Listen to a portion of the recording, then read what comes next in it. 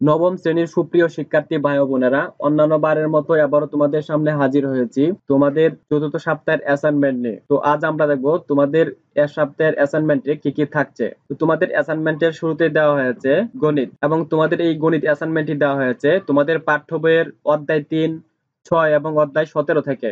এবং তোমাদের এই অ্যাসাইনমেন্টে মোট 4টি সৃজনশীল প্রশ্ন এবং 10টি সংক্ষিপ্ত প্রশ্ন দেওয়া হয়েছে। এই হচ্ছে সৃজনশীল 1, সৃজনশীল 2, সৃজনশীল 3 এবং সৃজনশীল 4। এবং এইখানে সংক্ষিপ্ত প্রশ্ন দেওয়া হচ্ছে মোট 5টি, এবং এইখানে সংক্ষিপ্ত প্রশ্ন দেওয়া হচ্ছে মোট 5টি। এই 10টি সংক্ষিপ্ত প্রশ্ন দেওয়া হয়েছে এবং 4টি সৃজনশীল প্রশ্ন দেওয়া হয়েছে তোমাদের এবারের অ্যাসাইনমেন্টে। এরপর দেওয়া হয়েছে ইংরেজি। তোমাদের এই ইংরেজি অ্যাসাইনমেন্টটি দেওয়া হয়েছে তোমাদের পাঠ্য বইয়ের ইউনিট 5 থেকে, এবং এইখানে দুটি হোমওয়ার্ক দেওয়া হয়েছে। এই হোমওয়ার্কটি তোমার ইউনিট 5 এর লেসন 1 এর সেকশন ডি এবং ইউনিট 5 এর লেসন 3 এর সেকশন ডি। এরপর যারা সায়েন্সে পড়ো তাদের জন্য থাকছে রসায়নের অ্যাসাইনমেন্টটি দেওয়া হয়েছে তোমাদের পাঠ্য বইয়ের 7ম অধ্যায় থেকে, এবং এখানে দুটি প্রশ্ন দেওয়া হয়েছে। প্রশ্নগুলো হচ্ছে রাসায়নিক সমীকরণের সাহায্যে বিক্রিয়া দুটি সম্পন্ন করো, বিক্রিয়া দুটির ধরন ব্যাখ্যা করো।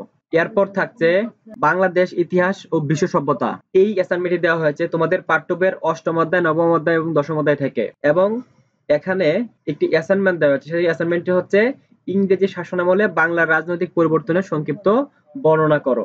এরপর দেওয়া হয়েছে কমার্সের শিক্ষার্থীদের জন্য ব্যবসায়ী উর্দু। এই অ্যাসাইনমেন্টটি দেওয়া হয়েছে তোমাদের পাঠ্য বইয়ের 6ষ্ঠ এবং 7ম অধ্যায় থেকে, এবং অ্যাসাইনমেন্ট হিসাবে দেওয়া হয়েছে একটি সৃজনশীল প্রশ্ন। এখানে বলা হয়েছে রুহি তার বাবার সাথে শেরপুর বেড়াতে গেল। যাওয়ার পথে স্থানীয় একটি বাজারে নাস্তা খেতে নামলো। সে দেখলো রাস্তার পাশে বাঁশ ও বেতের তৈরি সুন্দর সুন্দর ঝুড়ি, কুলা, চেয়ার, দোলনা, ফুলদানি বিক্রি করছে। রুহি বাবাকে বলে দুটি ফুলদানি কিনলো। রুহির বাবা বলল, এভাবে স্থানীয় ভাবে তৈরি জিনিসপত্র বিক্রি করে হাজার হাজার লোকের কর্মসংস্থান হচ্ছে এবং পর্যটকদের নিকট এগুলোর চাহিদাও ব্যাপক। বর্তমান সরকার এক হাতের নারী উদ্যোক্তাদের 2 লক্ষ টাকা পর্যন্ত জামানতবিহীন ঋণ প্রদান করছে।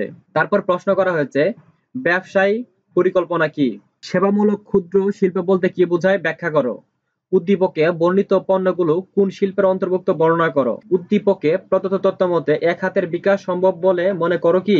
মতামত দাও। তো এই ছিল তোমাদের এক সপ্তাহের অ্যাসাইনমেন্ট। আশা করি তোমরা সুন্দরভাবে তোমাদের এই অ্যাসাইনমেন্ট গুলো সম্পন্ন করবে। তোমাদের এই অ্যাসাইনমেন্টের উত্তর আমাদের চ্যানেলে দেওয়া হয়েছে, তোমরা সেখান থেকে দেখে নিতে পারো। তো ধন্যবাদ সবাইকে এতক্ষণ আমাদের সাথে থাকার জন্য।